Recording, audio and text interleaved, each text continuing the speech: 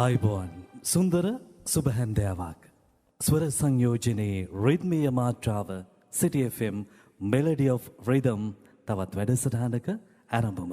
ගීතයේ සාහිත්‍යමය පාර්ශවය පිළිබඳව වැඩි කතාබහක් තිබෙන යුගයක ගීතයේ සංගීත පාර්ශවයේ පොහොසත් බව සොයාගෙන යන සොඳුරු සොයාමයක ආරම්භය. ඇමරිකානු ජාතික සංගීත විද්‍යාඥ ඩේවිඩ් රැන්ඩොලොෆ් විටක ප්‍රකාශ කරනවා වචනයට යා හැකි දුරගෙවා නවතින තැනින් සංගීතය උපත ලබන බව. මේ මතය ශ්‍රී ලාංකීය සංගීත ක්ෂේත්‍රයේ පතාක යෝධයෙක් වෙච්ච සිංහල සංගීතයේ මුදුන් මල් කඩ වූ අමරදේවයන් පවා වඩාත් හොඳින් පිළිගන්නා කාරණයක් බවට පත් වෙනවා. මේ මතය පිළිබඳ විවිධ මත පළකර පිරිස අතර එතකොට ගී පද රචකයන්ට ගායක ගායිකාවන්ට හිමි වෙන තැන කොතනද කියලා සමහරෙක් ප්‍රශ්න නගනවා. එහිදී මහාචාර්ය සුනිල් ආරියරත්නයන් තමන්ගේ නවාතැන්පල ගේය පද රචනා කෘතියේ මෙන්න මෙහෙම කියනවා. ගීත ශ්‍රාවකයා අන්තපුර සේවනය කරන රජු නම් ගීත රචකයා සංගීතඥයා හා ගායකයා ඔහුට සමාන අඹුවන් කියලා තමයි එතුමා සඳහන් කරන්නේ. මේ පිළිබඳව මතවාද ගොඩක් තියෙනවා. හැබැයි ගීතයේ සංගීතමය පාර්ශවය ලාංකීය සහෘද ජනතාව කොච්චර දුරට ආග්‍රහණය කරගෙන තියෙනවද කියලා පුංචි ප්‍රශ්නාර්ථයක් සාපේක්ෂව අනිත් රටවලට සාපේක්ෂව අපිට තිබෙනවා. ඒ නිසාම තමයි ජාතික ගුවන් විදුලිය ඒ කාර්යයට මුල පුරමින් Melody of Rhythm ඔබට දෙලින කරන්නේ. ඉතින් අදත් අපේ සුපුරුදු ආරාධනයෙන් මේ සභාව පොහොසත් කරන්න මේ පිළිබඳව වඩාත් හොඳින් විවරණය කරන්නට අපත් සමග අපේ සුවිශේෂී සම්පත්දායකත්වය ලබා දෙන සෞන්දර්ය කලා විශ්වවිද්‍යාලයේ සංගීත පීඨයේ පීඨාධිපති මහාචාර්ය කෝලිත භානු දිසානායක මහත්මයා එකතු වෙලා ඉන්නවා. ආයුබෝවන් ඔබතුමාට. ආයුබෝවන්. අද අරඹම සටහන් කරන්නේ ලාංකීය ගීත ක්ෂේත්‍රයේ ග්‍රැමෆෝන් ගී යුගයෙන් ආරම්භය සනිටුහන් කරන්නේ. මේ ගීතය අපේ සංගීතයේ ලෙජන්ඩ් එකක් කියලා කිව්වොත් ඉතිහාසගත සුවිශේෂී තැනක් විදිහට දේශීය සංගීතයේ හැරවුම් ලක්ෂයක් නිර්මාණය කළ ආනන්ද සමරකෝන් ගී පද රචනා කරමින් සංගීතය සපයමින් ගායනා කළ ගීතයක්. මේ ඊයේ පෙරේදා ඉතින් ඔය උස්මහත් වෙච්ච කරදනඩු වෙච්ච අයට සමහරට ඔය ගීත දන්නෙත් නැතුව ඉතින් අහලා අපි ඒ ගැන පොඩ්ඩක් කතා කරමු. ගී අනුවාදනය අහලා අපි ගීතය පිළිබඳව කතා කරන්න සූදානම්.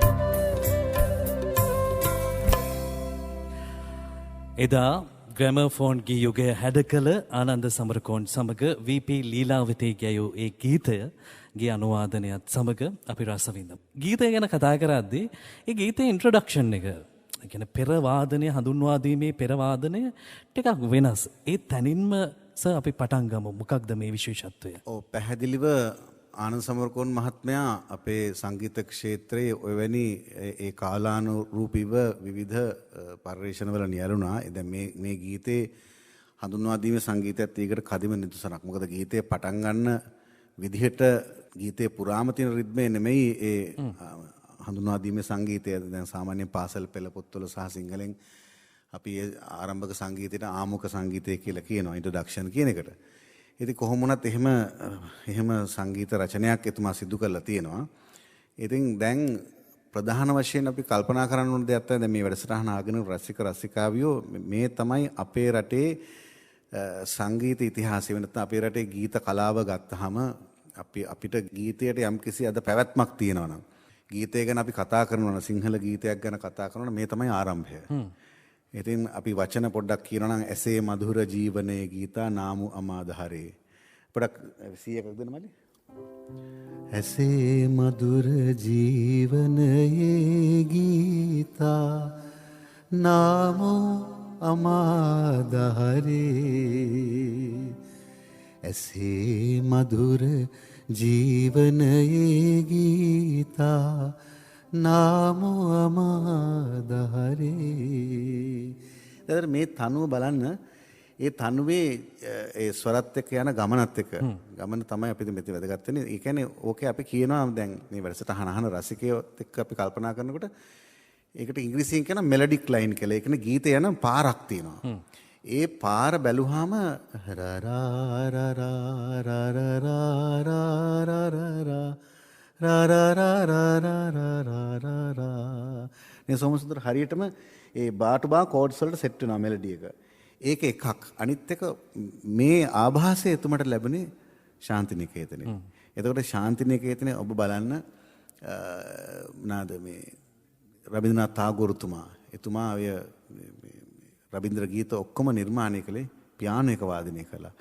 දැන් ඒ පියානෝ එක වාදනය කරපු නිසා තමයි ඒ ගීත හරියටම අර මේ බටහිර සංගීතයේ ස්වර සංයෝජනයේට ඊටම පහසුවෙන් යොදවන්න පුළුවන්. දැන් මම ඔකට හොඳම උදාහරණයක් කියලා පෙන්නන්නම්. tagore රබින්ද්‍ර ගීතයක් 100ක් දෙන්න මල්ලි. ආලෝ අමාර ආලෝගෝ ආලෝ බුබොන් බොරා ආලෝ නොයොන් බොරාමා ආලෝ රිදොයි හරා. දැන් තුනෙන් තුනට නේ. ආලෝ අමාර ආලෝගෝ ආලෝ රිදොයි හරා. මම කෙලින්ම අපිට අර ඒ පියානෝ එකත් එක්ක තමයි කම්පෝස් කළේ. මේ ගීතවලත් රසේ මధుර ජීවනයේ ගීතා රා රා රා රා රා රා. හැබැයි අමතක කරන්න එපා මේ ඇතුලේ හින්දුස්තානි රාගවල ඡායාවත් එතුමා අරන් තිනවා. වංග සංගීතයේ ආభాසය සමග හින්දුස්තානි රාගදානික සංගීතයේ ඇසුර එක භූමියනේ. ඒක භූමියේ මේ දෙකම සම්මිශ්‍රණය වෙලා තියෙන එකයි මම කිව්වේ. අපේ ගීතයට පැවැත්මක් තියෙනවා නම් අපි අනන්‍යතාවක් ගැන කතා කරනවා නම් අපි මේ රටේ ගීතයේ ඉදිරි ගමන් මගට ගැඹුරු ඒකට කල්පවත්න පදනමක් තමයි සමරකෝන් සූරින්ගේ වටිනේ කියන එක කියන්නේ. ඔව් දැන් අපි මේ ගීතය ගැන දැන් යුග යුග පවතින සර්වකාලීන ගීතයක්. අදටත් විවිධ ගායක ගායිකාවන් මේ ගීතය ගයනවා. මේ මුල් යුගය ග්‍රැමෆෝන් ගී යුගය කියලා කියන්නේ අපි දේශද සංගීතය සොයාගෙන යන යුගය. මෙහෙම පවතින සංගීතයක් මේ රටාවක් මේක ඇතුළට ඔබවලා කොහොමද මේ තනු මාධුර්යය. ඒක තමයි ප්‍රධාන වශයෙන් ඕනම ගීතයක පැවැත්මට බලපාන්නේ තනු මාධුර්යය. ඒ කියන්නේ තනුව නැවත නැවත ශ්‍රවණය කිරීමට ප්‍රිය උපදවන ගතියක් තියෙනට. ඒක එක.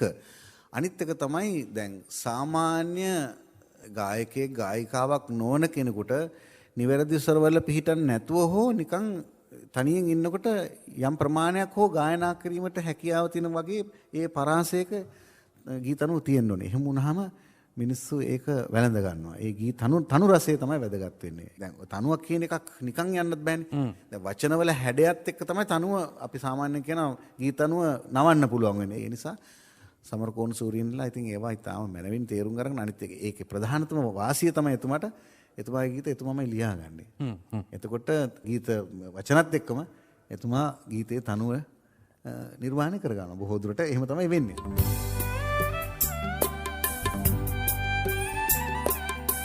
ස්වර සංයෝජනී රිද්මීය මාත්‍රාව Melody of Rhythm.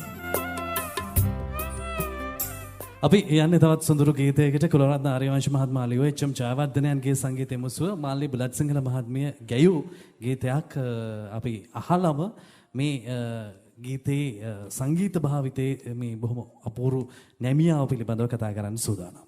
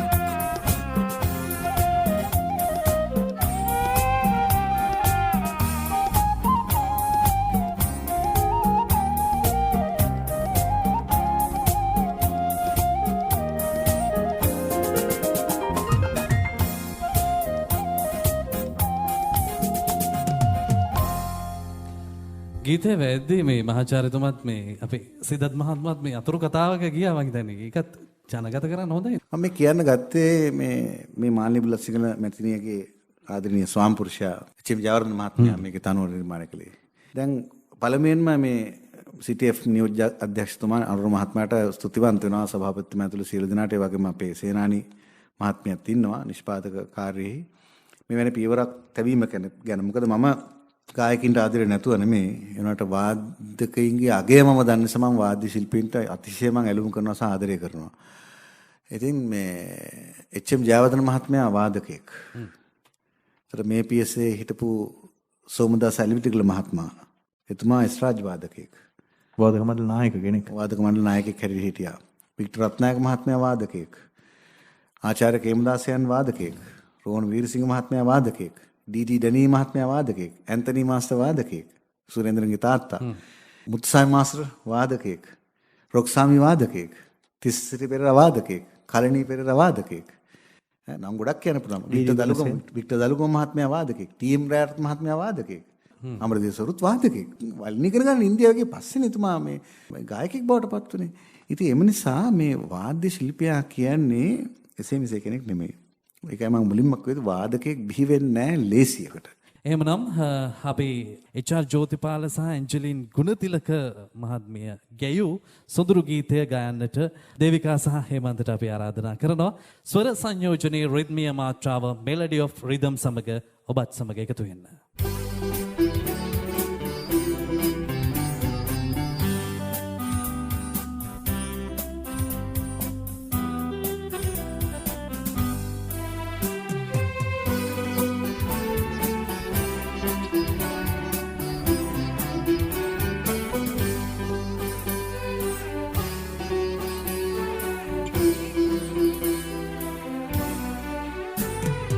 අද විමන් දොරින් එන්න පැතුම් පවන් විහිදයයි හමා පියඹනා කල්පනා රසේදේ අමා මල්ලුයන් තුලින් විල් ගඟුල් මැදින් සුගන්ධය ගලා එකතු වී කෙති කැවී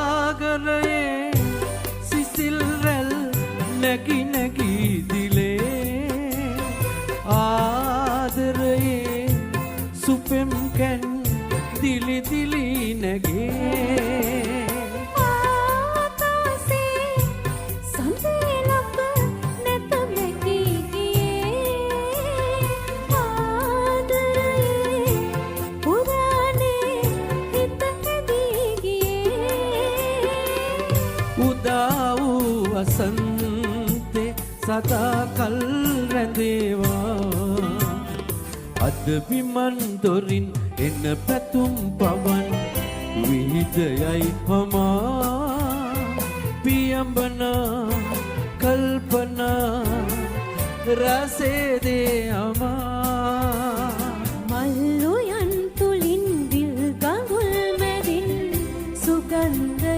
ගලා එකතු වී කිති කැවී රැඳෙක්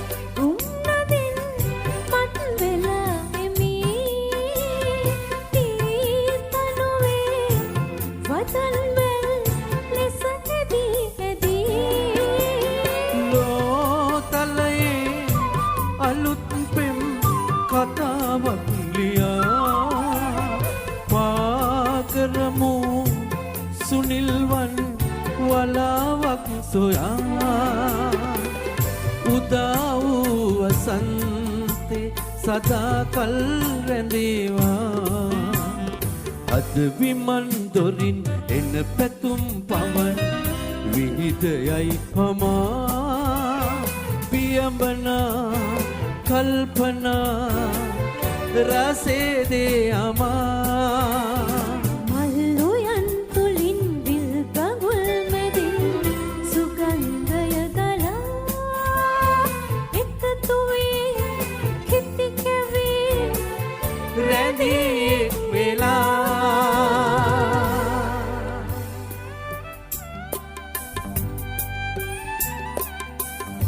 ස්වර සංයෝජනී රිත්මීය මාත්‍රාව Melody of Rhythm.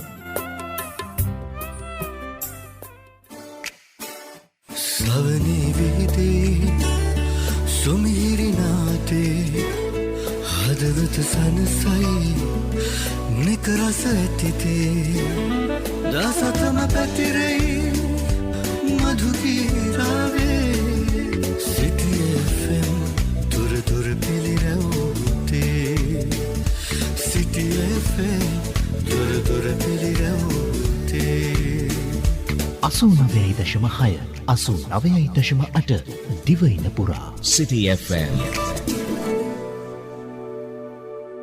අපි ඊළඟට නවතින්නේ තවත් සොඳුරු ඉසව්වක.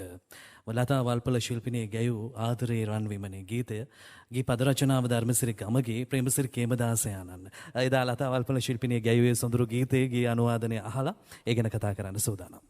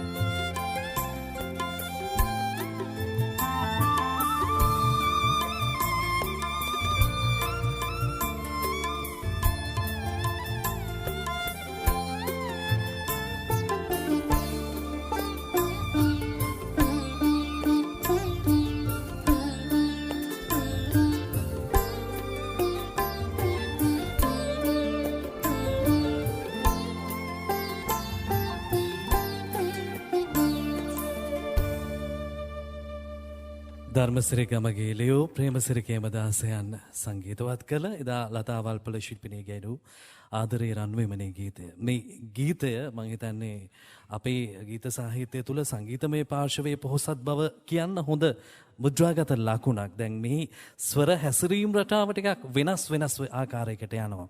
අපි එතනින් මොකක්ද මේ ගීතය දැන් අපි මේ වෙලාවේ කලාසුරි ලතාවල්පල මැතිනියත් දිවංගත ආචාර්ය කේමදාස මැතිතුමාවත් ප්‍රවීණ පුවත්පත් කලාවේදියෙක් ඒ වගේම මිනිස්සු 4000කින් හොයාගන්න බැරි දෙවි කෙනෙක් වගේ මිනිස්සෙක් ධර්මශ්‍රී ගමගේ මහතාවත් සිහිපත් කරනවා.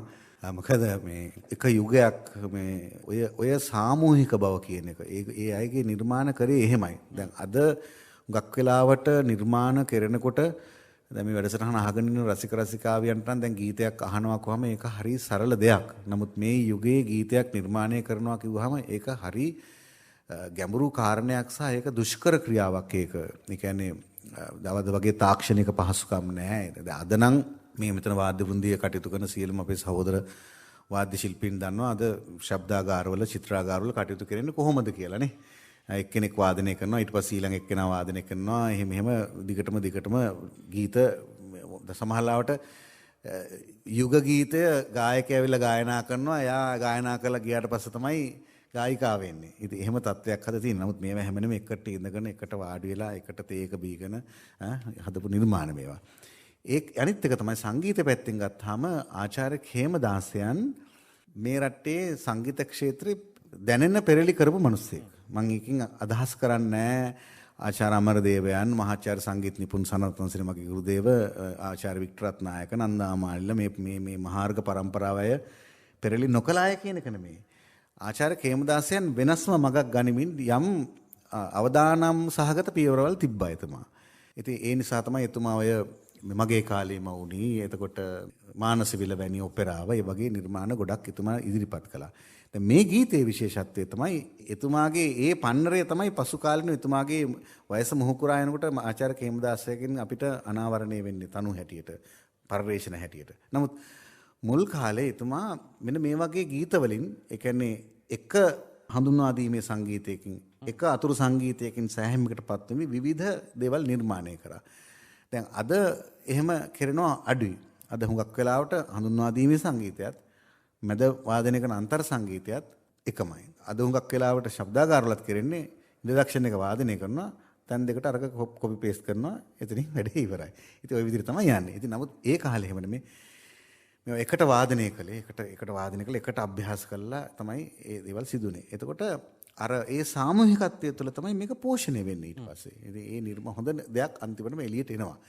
ඉතින් කේමදාසයන්ගේ කවුරුත් වැඩි කතා නොකරන ඉතිහාසයක් ආර්.ඒ. චන්ද්‍රසේනයන්ගෙන් ලබාගත් බටහිර සංගීත දැනුමත් එක්ක තමයි එතුමා මෙවැනි පරිශ්‍රණවලට යොමු වෙන්නේ. මොකද ආර්.ඒ. චන්ද්‍රසේනයන්ගෙන් සංගීත පාසලේ යම් කාලයක් ආචාර්ය කේමදාසයන් අධ්‍යාපනය ලබනවා. ඒක ආචාර්ය චන්ද්‍රසේනයන් සම්බන්ධව එතුමාගේ මැතිනිය ලියපු ග්‍රන්ථයේ ඒක පැහැදිලිව සඳහන් වෙලා තියෙනවා.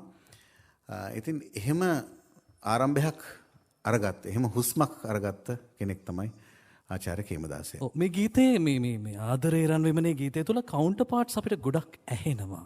මේ ගැන චුට්ටක් අපි කතා කරොත් ඔද එක පාට දැන් මේ රසිකයන්ට කවුන්ටර් පාර්ට්ස් කම මොකද්ද කියන එක ඉස්සෙල්ලා කියන්න ඕනේ. දැන් කවුන්ටර් පාර්ට් එකක් කියන්නේ දැන් මමත් බටහිර සංගීතය ගොඩාක් දන්න කෙනෙක් නෙමෙයි. මම බොහොම සීමිත ප්‍රමාණයක් දන්නේ. මම ටිකක් වැඩිදුර ගෙන තියෙන උත්තර ಭಾರತೀಯ සංගීතය. ඉතින් බටහිර සංගීතය නේ සෝමසේන අපි දන්න චුට්ටෙන් කිව්වොත් කාටත් තේරෙන භාෂාවෙන් කිව්වොත් දැන් ගීතයක් ගායකයා හෝ නැත්නම් ගායිකාව ගායනකොට ඊට යටිපෙලින් අර අර්ථය තවත් ධ්වනිත වෙන විදිහට වාද්‍ය මණ්ඩලය විසින් ඊටාම අඩු හඬකින් අඩු ධ්වනියකින් බොහොම සොෆ්ට් කියලා අපි කියන ඉංග්‍රීසියෙන් අඩු ධ්වනියකින් යම් තනුවක් තව අරකට සහ සම්බන්ධ වන තව තනුවක් වාදනය කරනවා. ඕකට තමයි කවුන්ටර් කියලා කියන්නේ. අපිට පොඩ්ඩක් අහමු පුළුවන්.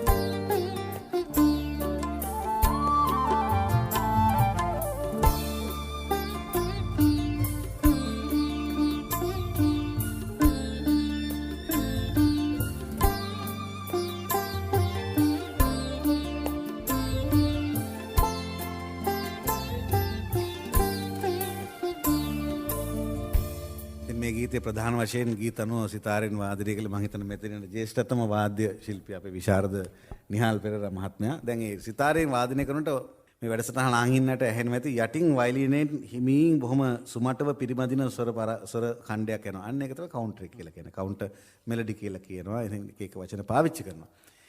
ඉතින් මේවා තමයි සංගීතයේදී අපේ මහාර්ග ශිල්පීන් භාවිත කළ ඒවට කියන ටෙක්නික් ශිල්ප ක්‍රම පාවිච්චි කළා. හැබැයි ඒවා මේ රටේ මේ පොළොවට මේ භූමියට දැනෙන විදිහටයි පාවිච්චි කළේ. ඒ කියන්නේ අර බටහිර න්‍යාය අරගෙන ඒක ලංකාවේ මිනිස්සුන්ගේ ලංකාවේ කනට ලංකාවේ මිනිස්සුන්ගේ රසිකත්වයට නැත්තම් ශ්‍රවණ පුරුද්ද අපි කියලා කියනවා. ලිස්නින් හැබිට් කියලා. ශ්‍රවණ පුරුද්දක් අපිට තියෙනවානේ.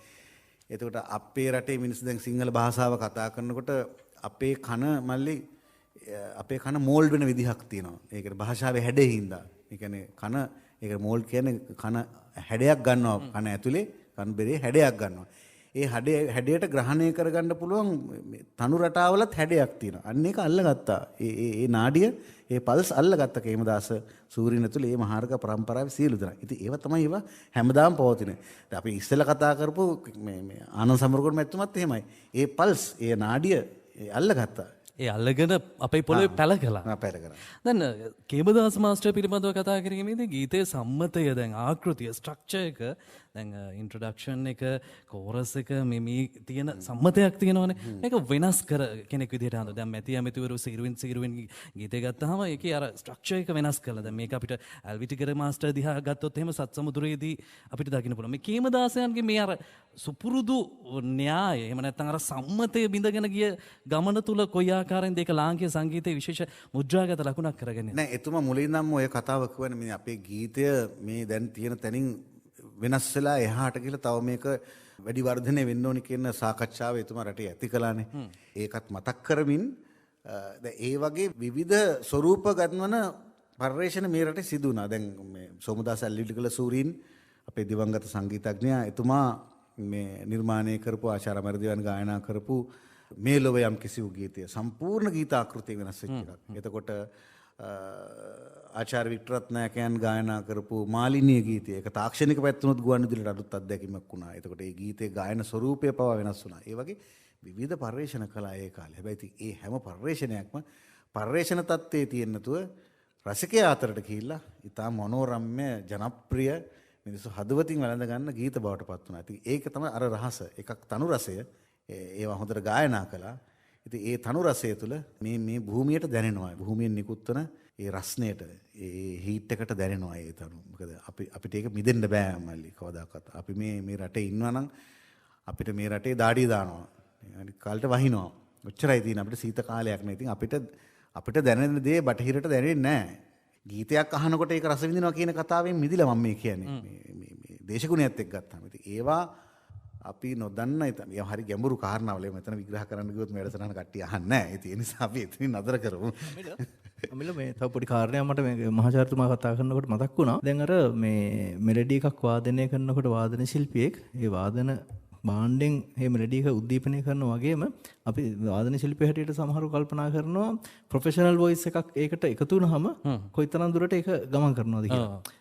දැන් අර ඒකට උදාහරණයක් තමයි ඉස්සෙල්ලා මහාචාර්යතුමා සේමදුර පොඩ ගායනය කරලා පෙන්නනකොට අර ඉන්ස්ට්‍රුමන්ට් එකෙන් වාදනය කරනවට වඩා ප්‍රබලත්වයක් කටහඬේ ප්‍රබලත්වයත් එක්ක එකතු වෙනවා. හැබැයි ඒක තියෙන සුවිශේෂීතාවය තමයි වාදන ශිල්පියාට පුළුවන් ඒ ගායකයා ගායන කරන සමහර තැන් වලටත් වඩා වෙනත් ආකාරවලට සමහරට තමන්ගේ ශිල්පීය දක්ෂකම් එකතු කරලා ඒ තනුව ඉදිරිපත් කරන්න. එතකොට මම හිතනවා සමහරවිට ඊට වඩාත් ආලෝකමත් වෙන වෙලාවකුත් තියෙනවා. ගායනයේ අභිබවා සමහර වෙලාවට ඒක අනිත් කාරණාව තමයි අර කවුන්ටර්ස් ගැන අහුවාම සමහර වෙලාවට මෙලඩියක තියෙන මේ මෙලඩි පවර් එක ඒ කවුන්ටර් එකකින් සමහරට ඉස්සෙනවා. සාමාන්‍ය මෙලඩියක් කවුන්ටර් එකක් නැතුව නිකන් ගායනා කරනට වඩා කවුන්ටරෙන් තව ටිකක් මේක උඩ ඉදිරියට තල්ලු වෙනවා වගේ එකක් වෙනවා කවුන්ටර් එකකින් ෆිල් වෙන එකක් වෙනවා. අනිත් එක සෝමස්තර මෙහෙම එකක් තියෙනවා තව. දැන් ඔය ඔබතුමා කිව්ව කාරණේත් එක්ක බලනකොට දැන් ඔය වාද්‍ය ශිල්පියා දැන් වාදනය කරනකොට දැන් වයලීනේ වගේ සංගීත භාණ්ඩයක් සිතාරේ වගේ සංගීත භාණ්ඩයක් ඒවා අපි කියනවා මේ අර එකෝස්ටික් ඉන්ස්ට්‍රුමන්ට්ස්. ඒ කියන්නේ ස්වාභාවිකව ලී වලින් හදපු සංගීත භාණ්ඩ. ඒවට සංගීතය කියන හරි වචනේ තමයි ධ්වනික සංගීත භාණ්ඩ කියලා අපි කියනවා. ඉතින් ඒ වයේදී ඒවා හරි නම්‍යශීලී. ඒවා වාද්‍ය ශිල්පියාගේ සිතැඟි පරිදි එයාට පාලනය කර ගන්න පුළුවන්. එයාට ඒක නම්‍යශීලීව පාවිච්චි කරන්න පුළුවන්. හැබැයි ගායකයට ඔතෙන්දි වෙන කතාවක් තියෙනවා. එයාට වචන තියෙනවා. වචන වල හැඩ තියෙනවා. ඒ වචන වල හැඩ සමහර තනුවල නවන්න පුළුවන් සීමාවක් තියෙනවා. අනිත් දේ තමයි වයලින් එක ගත්තාම එක තාක්ෂණයක තමයි මේ මුළු ලෝකෙම වයලින් හදන්නේ. එතකොට ඒක වාද්‍ය ශිල්පියා අතරපත් වුණා මේ වාද්‍ය ශිල්පියාගේ හැකියාවන එයාට ඒක හසුරුව ගන්න පුළුවන්. හැබැයි ගායකයාට ගායිකාවට වෙනවා උත්පත්ති මේ උගුරේ මේ සොරාල තියෙන්නේ. සොරාල පිහිටන විදිහක් තියෙනවා. ඒ හැමෝටම හැම තනුවක්මටම යන්න බෑ. එහෙම එකක් තියෙනවා. ඉතින් දැන් සමහර අයට තියෙනවා දැන් හින්දුස්ථානි රාගධාරී සංගීතයෙන් ගත්තා මේ රසික රසිකාවෝ මම දැනගන්න කියන සමහර රාග තියෙනවා ස්වර පහෙන් තමයි උඩ තැන්නේ. සා රේ ගා පා දා සා කියලා නෝ. සා නී දා පා මා ගා රී සා පල්ලෙහාට වහින ස්වර හතෙන් ඊට උඩ නගින ස්වර පහෙන්. දැන් සමහර අයගේ මේ ස්වර තන්තු පිහිටලා තියෙනකොට ස්වර පහෙන් උඩට ගිහිල්ලා ස්වර පහෙන් පල්ලෙහාට එන ස්කේල්ස් ලේසි. හොඳේ දැන් මේ මෙතන ගීත ගායනා කරන අපේ සහෝදර මේ සොයිරීටත් අර මල්ලිටත් එහෙම තියෙනවා. දැන් සමහර මෙලඩිස් කියන්නේ නිකන් අමාරුයි සාමාරුයි කියන්නේ ලොකු දුෂ්කරතාවයක් වෙන්නේ මේ තමුන්ට කියාගන්න ඒකේ ඒ රහ එන්නේ නැහැ ඒකට. ඒ අර සෞඛ්‍ය විද්‍යාත්මකව මේක පිළිහිట్లా තියෙන විදිය. ඉතින් ඔය අපි කොච්චර කතා කළා සෝමසුන්දර ඉන්දියාවේ ඉන්න ලොකු ගායකයෝ හින්දුස්තානි පැත්තෙන් ගත්තත් ඒගොල්ලෝ ඔය එක එක කාලවලට රාග කියන්නේ ඒ තමුන්ගේ ස්කේල් එක හොයාගෙන තමයි කියන්නේ. දැන් ඔය බටහිර සංගීතය ගත්තොත් ඇල්ටෝ ටෙනර් සුප්‍රානෝ කියන්නේ මොකද්ද? ස්වර තන්තු වෝකල් කෝඩ්ස් පිහිටලා තියෙන විදිය. සුප්‍රානෝ කියන කෙනාට ඇල්ටෝ කියන්න පුළුවන්ද? බැහැනේ. කියන්න පුළුවන්. නමුත් උගුර පිහිටලා තියෙන වෙන විදියකට තියෙනවා. සමහර අය බේස් කියනවා, සමහර අය සුප්‍රානෝ කියනවා. ඒක තමයි කතාව. ඔව් මම හිතන්නේ පැහැදිලි කිරීම වඩා හොඳින් දැනුණා අපිට ආදරේ රන් විමනේ ගීතයත් එක්ක. අපි දැන් ගී අනුවාදන අහලා මේ සාහිත්‍යමය පාර්ශවයේ ගීතේ රහ දැනෙන මොහොතක් රහ දනවන මොහොතකට අපි ඔබ රැගෙන යන්න සූදානම්. කරුණාරත්න අබේසේකරයන් ලියෝ පැට්‍රික් දෙනිපිටිය සංගීතවත් කළ එදා මිල්ටන් මල්ලවාරච්චි සමග ඉන්ද්‍රානි පෙරේරා ගැයූ ගීතය අද ගයන්නට ශ්‍රී ලංකා ගුවන්විදුලි සංස්ථාවේ සරල ගී ශිල්පී හේමන්ත හපුආරච්චි සමග දේවිකා චතුරානි ඔබට ආරාධනය.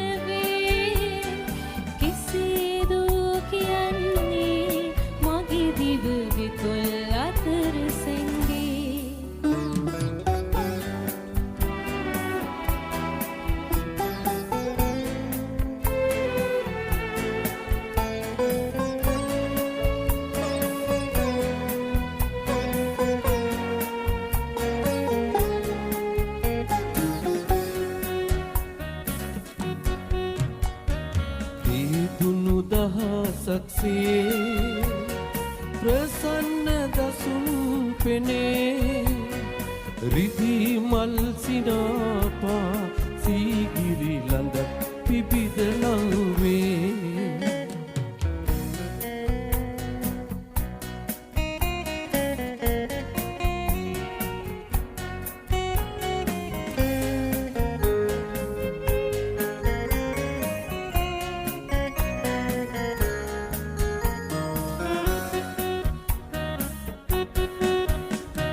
සිහිවෙන්න පන්නනල රැඳෙන තුරු එය දවසක් පෙරුම් පිරු ඔබේවත සඳවත ලෙසින් සොමි මම දින දින පතන්නෙමි දේදුණු දහසක්සේ ප්‍රසන්න දසුන් පෙනේ රිදී මල් සිනාපා සීගිරි ලඳක් පිබිදලං වේ කිසිදෝ කියන්නේ මගේ දිව දෙතොල් අතර සැංගේ රිදී මල් සිනාපා සීගිරි ලඳක් පිබිදලං වේ කෙසේදෝ කියන්නේ මගේ දිව දෙතොල් අතර සැංගේ රිදී මල් සිනාපා සීගිරි සඳක් පිබිදලං වේ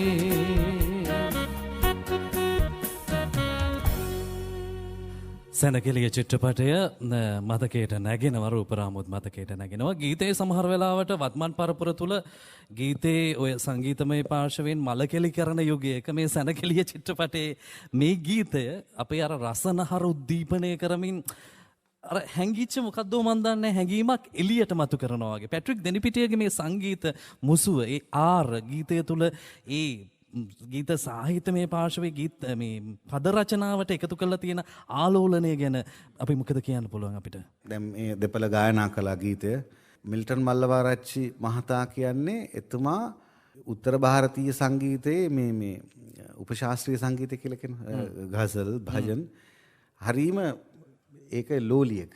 ඒ කියන්නේ අර සරල භාෂාවෙන් කියනවා නම් ගසල් පිස්සෙක්. හරි? එතකොට ඉන්ද්‍රාණි පෙරේරා මැතිණිය ගොඩාක් බටහිර සංගීත සංදවනියන ඒ හා සමානව පණ්ඩිත රවිශංකර්ගේ ඉන්දියානු සංගීතයේ ගෙදර ගොඩාක් අහන කෙනෙක් ඉන්ද්‍රාණි පෙරේරා මැතිණිය. එතකොට පැට්‍රික් දෙනිපිටිය මහත්මයා සංගීතය පැත්තෙන් ගත්තාම එතුමා බටහිර සංගීතය වගේම දැන් හවයින් ගිටාර් එක කියලා කියන්නේ එතුමාගේ ඉන්ස්ට්‍රුමන්ට් එක. එතකොට මේ ලංකාවට හවයින් ගිටාර් එක ව්‍යවහාරික ක්ෂේත්‍රයට හඳුන්වලා දුන්න එතුමා. දැන් පොඩ්ඩකට ඉස්සෙල්ලා වැඩසටහන පටන් ගන්න ඉස්සෙල්ලා මට හරි සන්තෝෂිත වෙන එක දැක්කම අපේ අද බේස් ගිටාර් වාදනය කරන ප්‍රසාද් සිල්ලා මල්ලි හවයින් ගිටාර් එකකින් වාදනය කරා. උත්සාහයටත් මම මේ ප්‍රසාද් මල්ලිට සුව ප්‍රාර්ථනා කරන අතරෙම මේ පැට්‍රික් දෙනිපිට මහත්මයාගේ ඉන්ස්ට්‍රුමන්ට් එක තමයි හවයින් ගිටාර් එක. එතුමා ඒ ගී අනුවාදන ඉදිරිපත් කළා ඒ කාලෙත් මම සෝමසුන්දර මහත්මයාට මතක ඇති. දැන් ඒ සංගීත සංයෝජනයේ පැත්තෙන් ගත්තාම පැට්‍රික් දෙනිපිටිය අර කේමදාස සූරීන්ලා අනුගමනය කරපු දැන් බටහිර සංගීතය තමයි. නමුත් ඒ ප්‍රතිකර්මය පාවිච්චි කරන විදිහ වෙනස්. දැන් වෛද්‍යවරුෙකුණත් එහෙමයි. දැන් එකම රෝගයට කියම එක වෛද්‍යවරු එක ඖෂධ තමයි නියම කරන්නේ. නමුත් හැමෝම ඉන්නේ මේ හිපොක්‍රටිස් න්‍යායයේ ඉන්නේ. වෛද්‍යවරු හැමෝම ඉන්නේ හිපොක්‍රටිස් න්‍යායෙන් තමයි බෙහෙත් කරන්නේ. නමුත් කේමදාසයන් අනුගමනය කරපු බටහිර සංගීත ක්‍රමය නෙමෙයි පැට්‍රික් දෙනිපිටිය අනුගමනය කරන්නේ. මේ ගීතය අහුවාම ඒක හොඳට පැහැදිලිව පේනවා. ඒක ගොඩාක් ගැඹුරට ඉල්ල විස්තර කරන්න අමාරුයි. මොකද මේ වැඩසටහනේ තුල ඒකට අපේ කාලය සීමා සෙත් නිසා. නමුත් දැන් චිත්‍රපට ගීතයක් හැටියට කල්පනා කරනකොට මේ ගීතය චිත්‍රපටයෙන් එළියට අරගෙන යනත් රස විඳින්න පුළුවන්. දැන් අපේ රටේ බොහෝ චිත්‍රපට හැම චිත්‍රපට ගීතයක් එහෙම තමයි මම මේක විශේෂයෙන් සඳහන් කරනවා නෙමෙයි. නමුත් මේක චිත්‍රපට ගීතයකට වඩා අපි කියනවානේ සාමාන්‍ය ගීතයක් කියලා සරල ගීත කියලා අපි කියනනේ. එන්නේ සරල ගීතයකට තමයි ගීතුලා තියෙන්නේ. කියන්නේ චිත්‍රපට ගීතයක් කියලා කෙනෙකුට සමහරලාට මේක එකවරම නොහැටෙන ලක්ෂණ තියෙනවා. අනිත් එක තමයි වැඩසටහනේ මේ ගුවන්විදුලියෙන් කරන වැඩසටහන වල වැදගත්කම තමයි දැන් ඉතිහාසය කියවනවා හරි අඩුයිනේ. කියන්නේ ඉතිහාසය පොත්පතින් කියවනවත් අඩුයි. ශ්‍රව්‍ය මාධ්‍යයෙන් ඉතිහාසය දැනගන්නවත් හරි අඩුයි මේ කාලේ. ඒ කියන්නේ හැමෝම හරීම මේ ක්ෂණික ජීවිතවලින් අද කල් මරන්නේ. ඉතින් ඒ නිසා මේ ඉතිහාසය හාරවුස්සගෙන ඉතිහාසයේ යම් දේවල් හොයාගෙන ඒවා සාකච්ඡා කරමින් වාද්‍ය ශිල්පීන්ටත් ගෞරවයක් ලැබෙන විදිහට මේ තබපු පියවරට මම ස්තුතිවන්ත වෙනවා. ඒ කාලේ මේ පැට්‍රික් දෙනිපිටිය කියන වාද්‍ය ශිල්පියා ගත්තත් අද වාද්‍ය ශිල්පිය ගැන කතා කරනකොට එතුමා මේ රටේ ගොඩාක් වාද්‍ය ශිල්පියන්ගේ පැත්තෙන් ලොකු පෙරලියක් කරපු කෙනෙක්. ඉතින් ඒ නිසා අද එතුමාගේ පුත්‍ර රත්නය මහේෂ් දෙනිපිටිය මහත්මයාත් ප්‍රමුඛ පෙළේ අද ව්‍යවහාරික සංගීත ක්ෂේත්‍රයේ වැඩ කරනවා. ඉතින් ඒවත් මතක් කරමින් අපි ඊළඟ නිර්මාණයට යමු. ඕ ඊළඟ නිර්මාණය අපේ ඊළඟ නිර්මාණය අසල ගැවසෙන්නේ මං හිතන්නේ ජන සංගීත ඌරුව සහ ලාංකීය ලකුණු හොයාගෙන යන සොඳුරු තැනක මෙය ගීතයක් වෙන්න කලින් මහගමසේකරයන් කවියක් විදිහට ආකෘතිමය පාර්ශවයේ කවියේ ආකෘතිය සොයාගෙන යද්දී සේකරයන්ගේ අපූර්ව නිර්මාණයක් විදිහට හඳුන්වන්න පුළුවන්. මේක සේකර ලියලා මුද්‍රණද්වාරයෙන් එළියට යනකොටත් අර වක්කඩක දිය වැටෙන තාලයට තමයි ආකෘතිකමය හැඩය පද්‍ය පන්තියේ තියෙන්නේ. එයට ඔබින ලෙසට මේ ගීතය තුල අමරදේවයන් සංගීතය මුසු කරමින් ගීතය ගායනා කරලා තිනවා.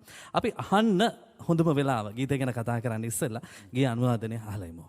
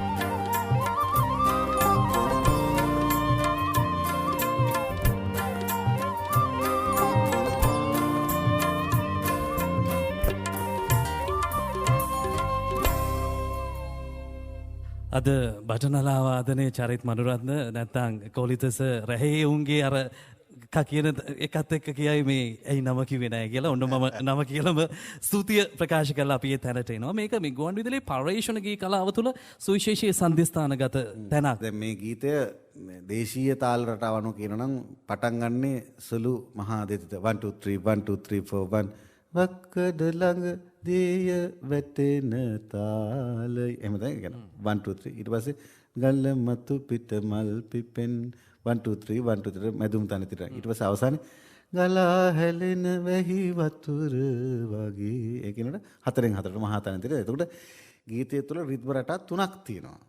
දැන් ඒ තුළ තමයි අර අමරදේවයන් මේ අපේ ජන සංගීතයේ අපිට හුරු පුරුදු හඬ කිහිපයක් භාවිත කළා.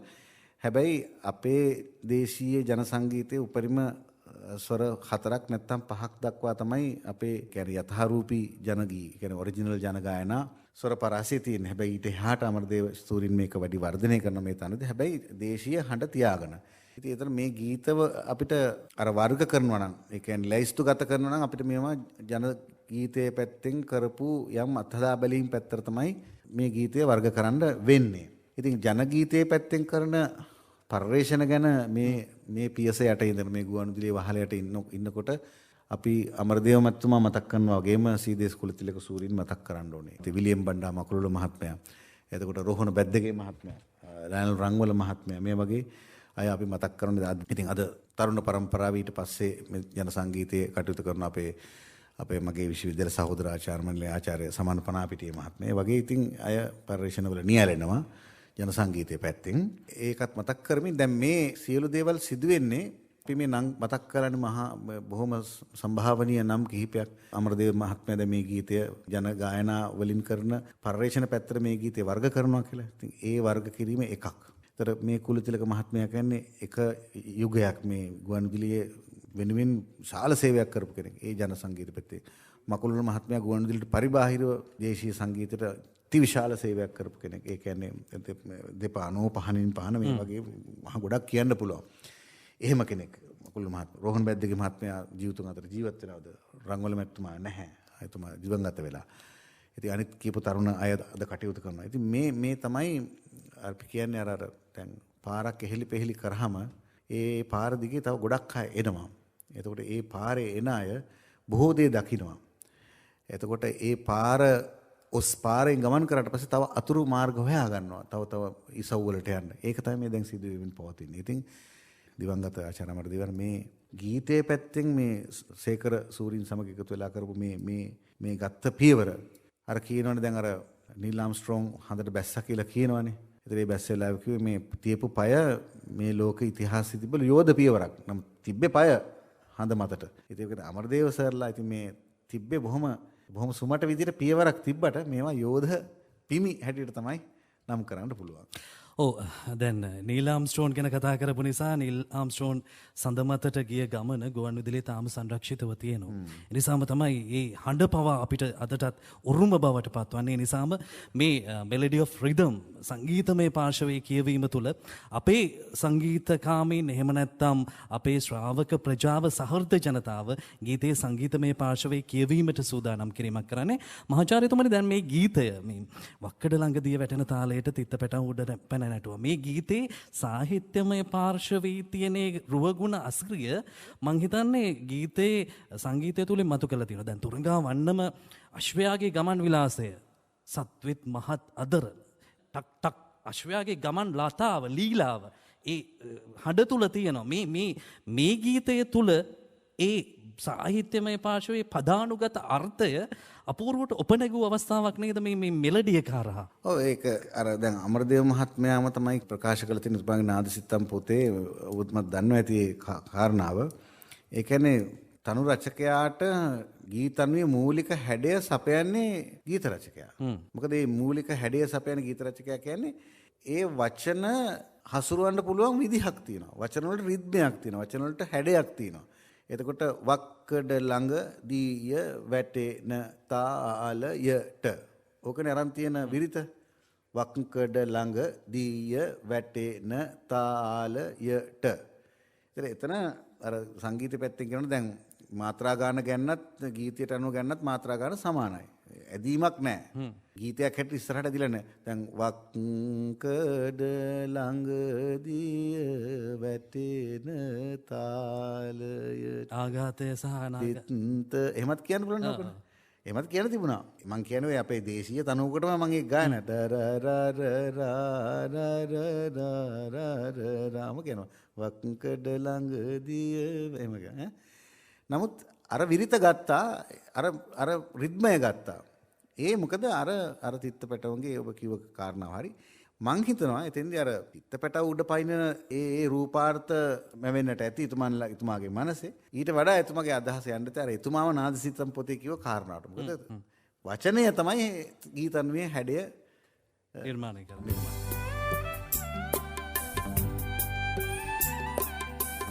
ස්වර සංයෝජනී රිත්මීය මාත්‍රාව Melody of Rhythm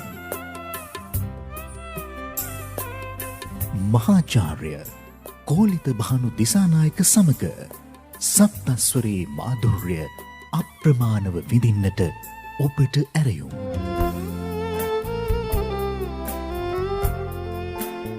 අපි මීළඟ ගීතයට යන්න සූදානම් වන්නේ මේ ගීතය එදා කීඩිකී ධර්මවර්ධනයන් ලියලා නිමල් මින්ඩිස් සංගීතවත් කරමින් නීලා වික්‍රමසිංහ ගැයුවේ සොඳුරු ගීතය අද මෙලඩි ඔෆ් රිදම් තුල ගයන්නට අපි ආරාධනා කරනවා ශ්‍රී ලංකා ගුවන්විදුලි සංස්ථාවේ සරලගී ශිල්පිනී දේවිකා චතුරානි ඔබට ආරාධනය.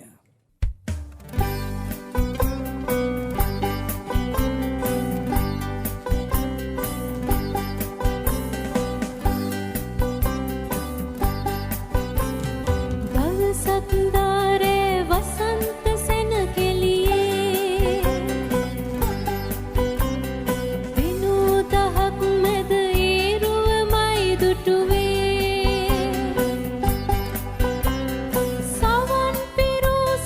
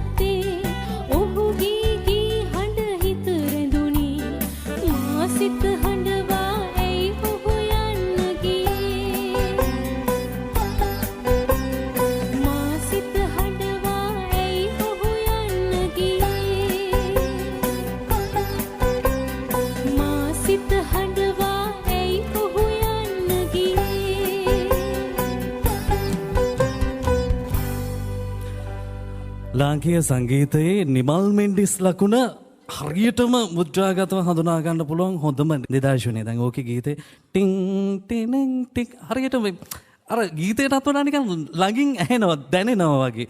මොකද්ද මේ මුද්‍රාව කොහොමද නිමල් මෙන්ඩිස් මේ ගීතේ මත තබන්නේ? ඔව් දැන් සාමාන්‍ය රසිකයින්ට තේරෙන විදිහට කියනවා දැන් සිතාර් එකයි මේ බොක්ස් ගිටාර් එක නිකන් ස්පැනිෂ් ගිටාර් එක බොහොම වැඩිපුර පාවිච්චි කරන නිමල් මෙන්ඩිස් මහත්මයාගේ ගීතවල මේ දැන් අපි අහලා තියෙනවා ඔය කන්ට්‍රි මියුසික් කියලා જાතියක්. කන්ට්‍රි මියුසික් කියලා කියන්නේ නිකන් සරලව මේ වැඩසටහන ආයනයට දැනගන්න කිව්වොත් ඒ කියන්නේ ඔය ඇමරිකාව ලටින් ඇමරිකන් රටවල් වල ඒ ආభాස ලැබපු ඔය තනින් තන ගියපු මේ අශ්වය පදවගෙන ගියපු මිනිස්සු ඒගොල්ලෝ ගායනා කරපු ගීත විශේෂයක් බොක්ස් ගිටාර් එක වාදනය කරලා ලැටින් පර්කෂන් එකක් ගහලා තමයි කිව්වේ. දැන් ඕකෙම එක දිගුවක් තමයි සාමාන්‍ය දැන් ඔය අපි හෝටල් වලත් මේ කැලිප්සෝ කියලා කියන්නේ ඒකේ දිගුවක් තමයි.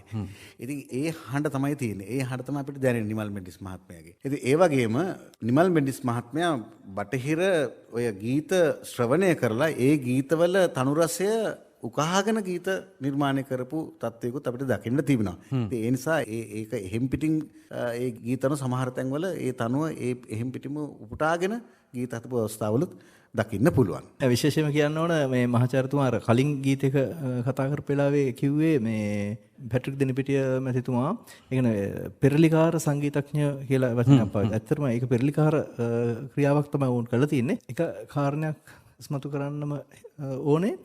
බටහිර සංගීත ක්‍රමය තුළ සිතාරය එතුමා බෙහෙවින් පාවිච්චි කරලා තියෙනවා. අනිත් එක ඒක නිමල් මෙන්ඩිස් මහත්මයාගේ විශේෂය තියෙන්නේ දැන් සිතාරක හින්දුස්තානි සංගීත භාණ්ඩයක් නේ ඉන්දිය සංගීත භාණ්ඩයක්. ඒතර සිතාරය අර ගිටාර් එකේ වාදනය කරන අපි කියනවා ඒ ගිටාර් එක වාදනය කරන ස්ට්‍රෝක් එක කියලා අපි කියනවා. ගිටාර් ස්ට්‍රෝක් එක ඒක තත කඩන ආකාරය.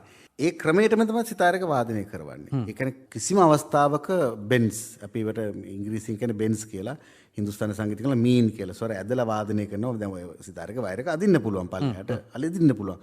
දැන් සිතාත් හොඳ සිතාර් වාදකයෙක්. එතුමා දන්නවා. ඉතින් ඒ හොඳට ඇදලා වාදනය කරන ඒ බෙන්ස් මුකුත් නැහැ. තනිකර අර ෆ්‍රෙට් එක උඩ ස්වර පූර්ව මතම අර ගිටාර් ස්ට්‍රෝක් එකම තමයි ගහන්නේ. වෙන කිසිම ආකාරයකින් ඉන්දියානු හඬක් නේන්න සිතාර් එකේ හඬ තියෙනවා. නමුත් ශුද්ධ ඉන්දියානු හඬ සිතාරයෙන් ගන්නෙ නැහැ. එතන වග බලාගත්ත නිමල් මෙන්ඩිස් ගිටාරකත් එක්ක යුගලව එළපෙන්නම වාදනය කරනවා.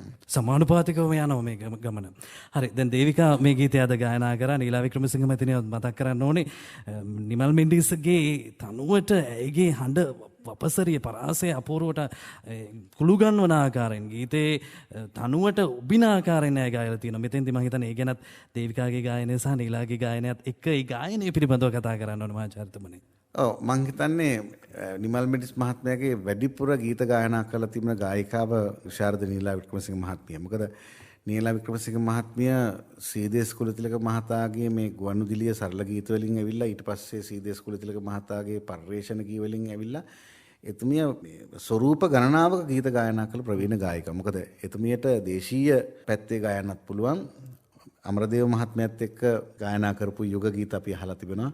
ඒ ගීත එහෙම ගායනා කරනවා. අනිත් පැත්තේ නිමල් මෙන්ඩිස් වගේ ගායකයෙක්ගේ ආචාර්ය කේමදාසගේ පැත්තට ගියත් ඒ හැම තැනටම තමුන්ගේ ගායන හැකියාව පිළිඹු කරපු ගායිකාවක්. ඉතින් අද අපේ සොයරියත් දේවිකා ඉතාම හොඳින් ගීතය ගායනා කළා. ඉතින් ඇයටත් සුවපතනවා මේ අවස්ථාවේ. මම හිතන්නේ මතක් කරන්න ඇත්තේ දස්කොන් සකිසඳ ඉක්මන් ගමනින් වෙන්නේ නැති. හරි. අපි ඊගාව ගීතයට යන්න සූදානම් වෙනවා. මේ ගීතය ප්‍රේම කීර්ති දාල්විස් මහතාගේ අතින් ලියවුණු ස්ටැන්ලි පීරිස් සංගීතවත් කළ ටී.එම්. ජයරත්න ගැයූ ගීතය අපි අහන්න සූදානම්. අද මේ සොඳුරු සුයාමය තුල අපි ගීතය අහලා ඒ ගැන කතා කරමු.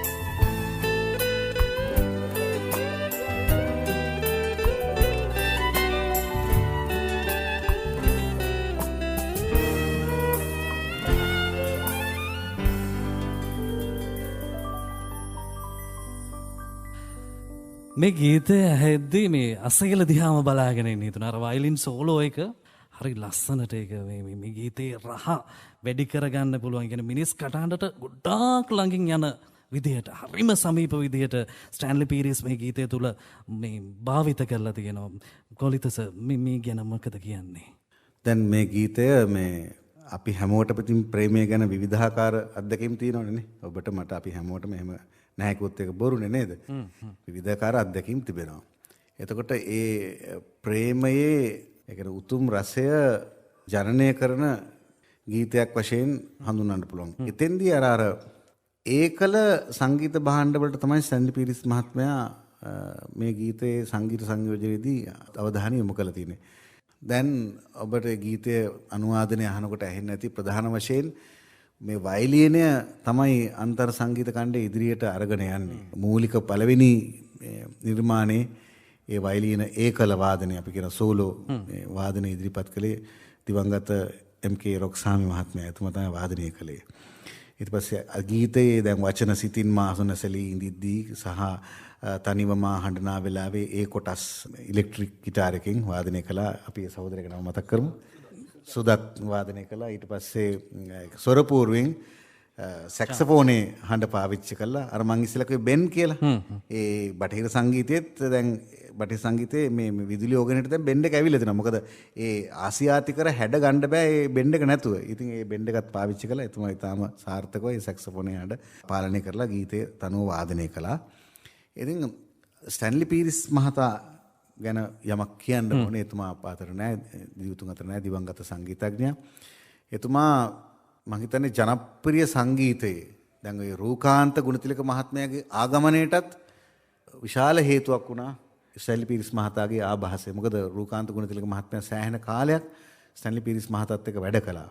එතකොට ඊට පස්සේ තමයි එතුමා ගායකයෙක් හැටියට මතුවෙන්නේ. මම මේකෙන් කියන්නේ ස්ටැන්ලි පීරිස් මහතා නිසාම රූකාන්ත කියන ගායකයා බිහි වුණා කියන එක නෙමෙයි. නමුත් රූකාන්තට තිබුණා ස්ටැන්ලි පීරිස් මහත්මයාත් එක්ක වැඩ කළා. ඒ ව්‍යවහාරික සංගීතයේ අත්දැකීම් තිබුණා. ඉතින් ඒ වගේ ලංකාවේ කණ්ඩායම සංගීතයේ ෆෝචූන් සංගීත කණ්ඩායම ගත්තත් මහින්ද බණ්ඩාරසූරීන් මතක් කරත් ඒ හැමෝගෙම එක්ක වැඩ කරපු ජ්‍යෙෂ්ඨතම වාද්‍ය ශිල්පියෙක්. ඒ වගේම නන්දාමාලිනී මැතිණියට එහෙම ඉතාම මధుර තනු සාර්ථක නිර්මාණය කරපු සංගීතඥයෙක්. දැන් මේ ගීතය මම කියාගෙන ආවේ අර දැන් මොකද ප්‍රේමය ආමන්ත්‍රණය කිරීමේදී මේ වයලීනය වගේ සංගීත භාණ්ඩයකින් අතුරු සංගීත ඛණ්ඩයක් අන්තර් සංගීත ඛණ්ඩයක් ඇහෙනකොට ඒ අර මං පෙර කී ප්‍රේමයේ උතුම් බව උත්තරීතර බව මනවින් ස්පර්ශ කරන්න පුළුවන්. ඒක අල්ලන්න පුළුවන්. ඉතින් ඒ රසනහර තමයි මේ ස්ටැන්ලි පීරිස් මහතා මේ ගීතයේ සංගීත සංයෝජනයේදී සොයා ගියේ. මොකද දැන් සංගීතඥයෙක් දැන් මේ වගේ ගීතයක් නිර්මාණය කරනකොට ඒ රසනහර අවදි වෙනවා. මට පොඩි ප්‍රශ්නයක් තියෙනවා. දැන් ඔබතුමාට ඒ රස මනස අවදි වුණාම ඔක පොදු බවට පත් කිරීමේදී එක එක්කෙනාගේ පුද්ගල පරාසයන් රසවින්දන ශක්තියින් ධාරණා මට්ටම් වෙනස්නේ. ඒක පොදු බවට පත් කිරීමේදී සංගීතඥයා කොයි විදිහටද ඒක මට දැනෙන විදිහ නෙමෙයි ඔබට දැනෙන්නේ.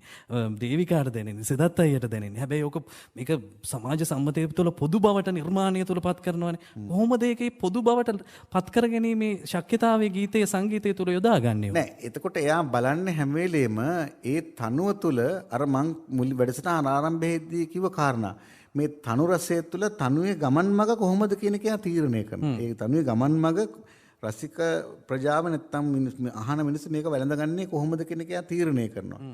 අමතක කරන්න බෑ මේ ගී අනුවාදන කර මේ වාද්‍ය ශිල්පීන් පවා යම් රසාලිප්ත මනසක ඉඳමින් තමයි වාදනය කරන්නේ. දැන් අපිට උනත් මේ ගීතයට රිද්මයක් තියන්නේ පොඩ කකුලක් කරන අප්පුඩියක් ගන්න ඔලුව වනන්නේ ඒ යම් ක්‍රමවලට අපේ රසාලිප්ත මනස අපේ ඇතුලේ අවදි වෙන නිසා තමයි අපේ බාහිර අවකාශයට අපේ විවිධ අංග චලන එන්නේ. ඉතින් ඕක ටිකක් ගැඹුරු කාරණාවක්. ඉතින් ඒක තමයි අපි මෙතෙන්දි කල්පනා කරන්නේ. මේ දැන් වැඩසටහනේ මුඛ්‍ය පරමාර්ථයක් වෙන්නේ මේ වාද්‍ය ශිල්පීන් ගැන වාද්‍ය ශිල්පීන් මතු කිරීම, වාද්‍ය ශිල්පීන්ට යම් අභිප්‍රේරණයක් සැපීම, ඔවුන්ට යම් වටිනාකමක් ලබා දීම. එතෙන්දි මේ අද ඒකල කොටස් මේ ගීතය තුළ වාදනය කරු වාද්‍ය ශිල්පීන් පවා අර මං මුල්ම වැඩසටහනේදී කිව්වා වගේ අර වචනත් ඔළුවේ තියාගෙන ඒ හැඩය තමයි මතු කරන්නේ. හැබැයි අර සිදත් ඊට කලින් කිව්වා වගේ ඇතැම් විට ගායකයා හෝ ගායිකාව ගායනා කළ නැති ඊටාම සියුම් තැන්වලට ඒතකන සූක්ෂමතා කියලා කියනවා. සියුම් තැන්වලට එනවා. ඉතින් ඒක තමයි. ඊළඟට මේ වයලීනෙන් මේ ගීතය තුළ වයලීනෙන් ස්ටැන්ලි පීරිස් මහත්මයා මතු කළේ අර දැන් කොහොම කිව්වත් මේ ආදරය කියන එක අවසානයේ දුකක්නේ. ඒ ශෝකී රසයේ දුක තමයි ඒ වයලින් එකෙන් මතු කරන්නේ. මොකද දුක කියන එක තමයි ඒ කියන්නේ ශෝකී රසය මතු කරනවා. ඉතින් ඕක කොහොම ගියත් අන්තිමට ඉතින් නතර වෙන්නේ දහම ඉස්සරහා තමයි මතු නතර වෙන්නේ. අනිත්‍යතාවය. අපි ඊගාව තැනට යන්න සූදානම්. මේ ගීතය කිත්සිරි නිමල් ශාන්තයන් අතින් ලියවුණු ක්ලැරන්සියානු ලකුණ ක්ලැරන්ස් විජේවර්ධනයන් සංගීතවත් කරමින් ඔහු හා ශ්‍රී ලාංකීය සංගීතයේ නයිටින්ගේල් ලකුණ නීලා වික්‍රමසිංහ ශිල්පිනිය ගැයූ සොඳුරු ගීතයක්. ගීතය මොකද්ද කියන්නේ ඉස්සෙල්ලා අපි අහමු ඒ සොඳුරු ගීතය.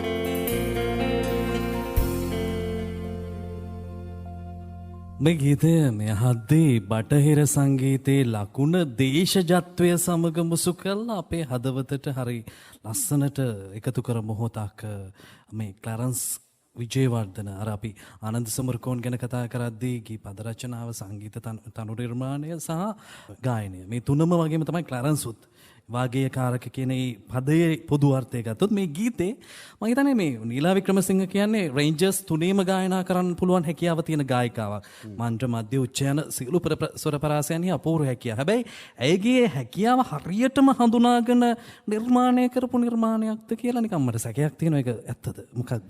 නෑ දැන් ඕනෑම සංගීතඥයෙක් තනුවක් නිර්මාණය කරනකොට ඒ ගීතයේ ගායන ගායකයා ගායිකාව ට කොච්චර ස්වර ප්‍රමාණයක යන්න පුළුවන්ද කියන දල අදහසක් ගන්නවා. ඒ අදහස අරගෙන තමයි ගීතයක් හදන්නේ. දැන් මෙතෙන්දී ක්ලැරන්ස් විජේවර්ධන මහත්මයාගේ ගීතවල දැන් මේ වැඩසටහන අහන අයට තේරෙන විදිහට ඊටාම සරලව කිව්වොත් එතුමා ලොකු බටහිර සංගීත හරඹයක් මේ ගීතවල නැහැ. ඒ කියන්නේ තාම සරලයි.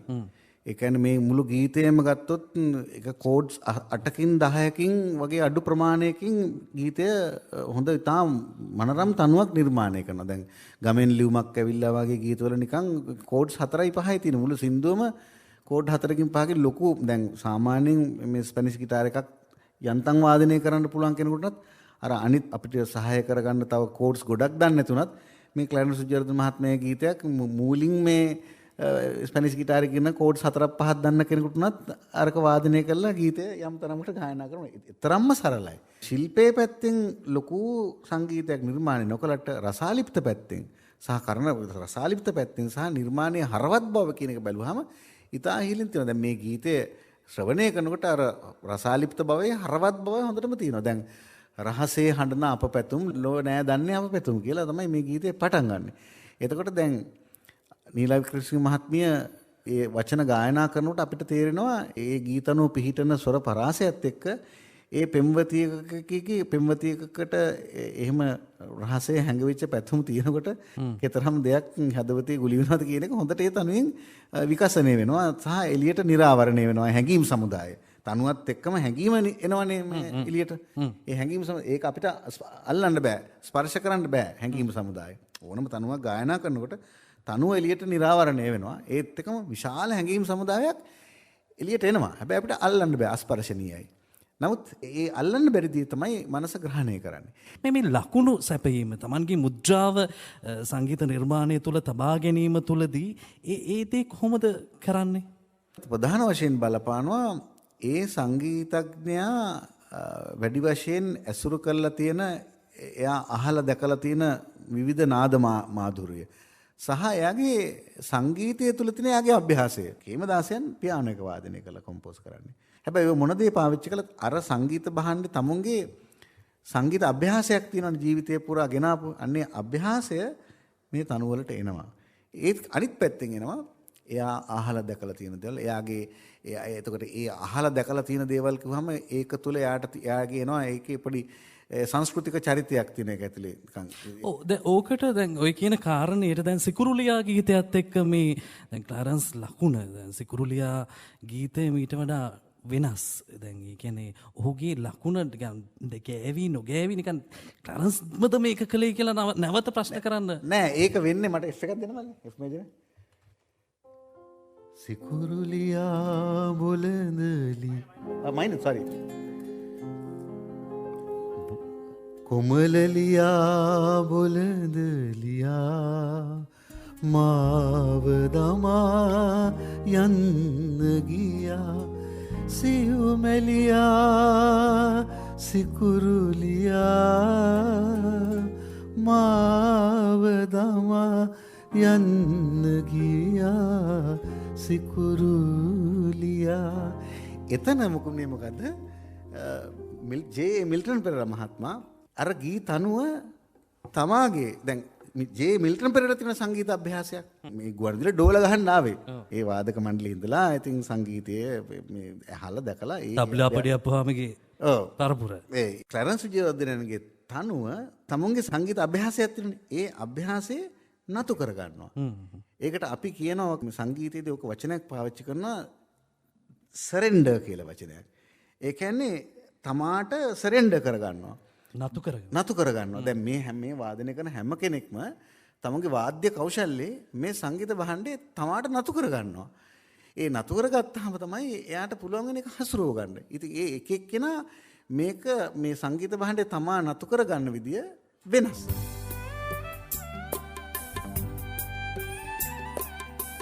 ස්වර සංයෝජනී රිත්මීය මාත්‍රාව Melody of Rhythm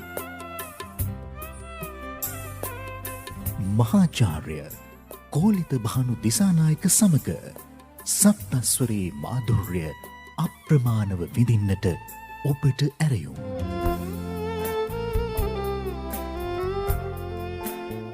ගීතයේ රිද්මී අවකාශය සොයාගෙන යන ස්වර සංයෝජනයේ රිද්මීය මාත්‍රාව Melody of Rhythm ජාතික ගුවන් විදුලිය City FM ඔබට තිළිඳ කර නවමුවාරක සංගීතමය වැඩසටහන. ශෝකී රසය ශෝකී හඬ ගැන කතා කරද්දී මේ හඬ අපිට අමතක කරන්නම බැහැ.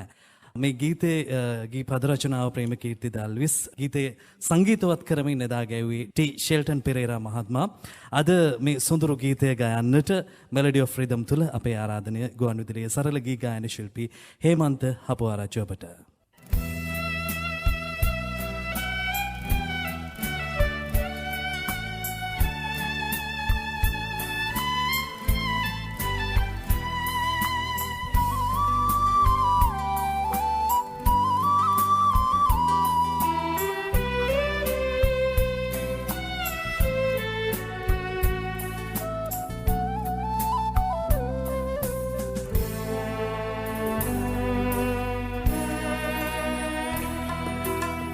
මිහිරති වසන්ත කාලේ හිම ඔබ මෙතෙක් නොආවේ ගිම්හානයේ ගිලන්වේ තනිවීමි වේදනාවේ මිහිරති වසන්ත කාලේ හිම ඔබ මෙතෙක් නොආවේ ගිම්හානයේ තිලන්වී තනිවීමි වේදනාවේ මිහිරති වසන්ත කාලේ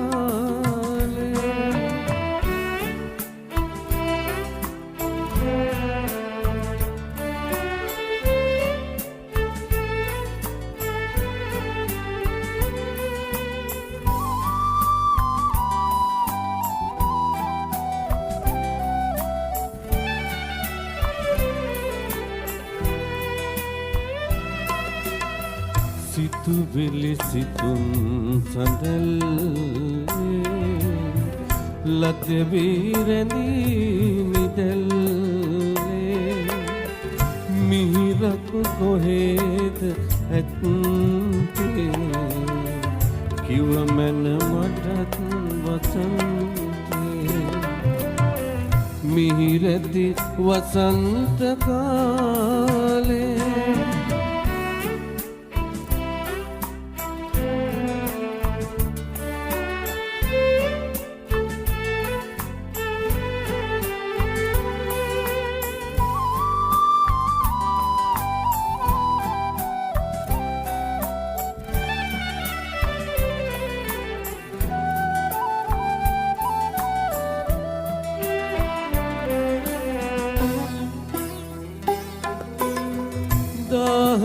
ගතේ වෙලීලා කඳුලැලි නෙතින් ගලාලා කඳුලැලි නෙතින් ගලාලා ඈතට ඇදී ගලායි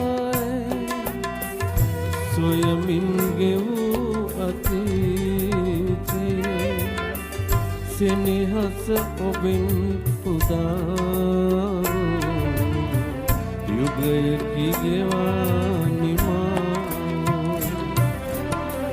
මිහිරති වසන්ත කාලේ කිම ඔබ මෙතෙක් නොආවේ